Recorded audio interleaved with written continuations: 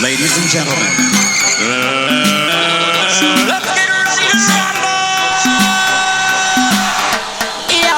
Ndamuka maku senseni ndakashuta andina nzara vaudze ndakakuta ndini ndauya kuzopresenta maguta kumafaro mafarisize nemajuda matsagano yachienda semwake mvura vangani vakatadza vagoreurura vanoona gona kwangu vagopupura vese vari kuchemera chandakatakura ano yachienda semwake mvura vangani vakatadza vagoreurura vanoona gona kwangu vagopupura vese vari kuchemera chandakatakura mamero vatoda kufumura bhesi vanogarepi ndipe kuno adhiresi mama vachirwara anokuwedzera stresi anopenga uyu andakwendeswa kuna nesi anotyisa gasadi kuyenda risesi hana tsitsi anokumeta sechesa zvinei unoimba dhanso kana jezi tongoti weri 19 ake matsagano yachienda semwake mvura vangani vakatadza vagoreurura vanoona gona kwangu vagopupura vese vari kuchemera chandakatakura ano yachienda semwake mvura vangani vakatadza vagoreurura vanoona gona kwangu vagopupura vese vari kuchemera chandakatakura vese panondona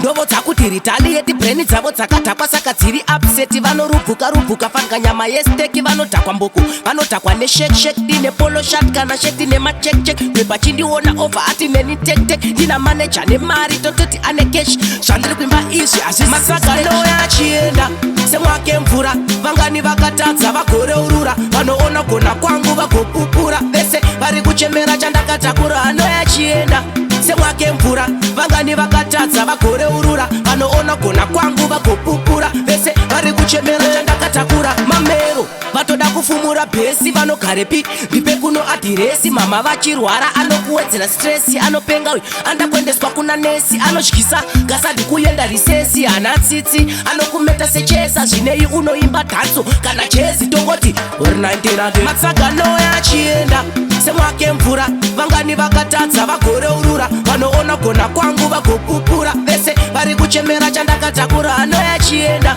semwake mvura vangani vakatadza vagoreurura vanoona gona kwangu vagopupura vese vari kuchemera chandakatakura kamaku senseni ndakashuta andina nzara vaudze ndakakuta ndini ndauya kuzopresenta maguta kumafaro mafarisize nemajuda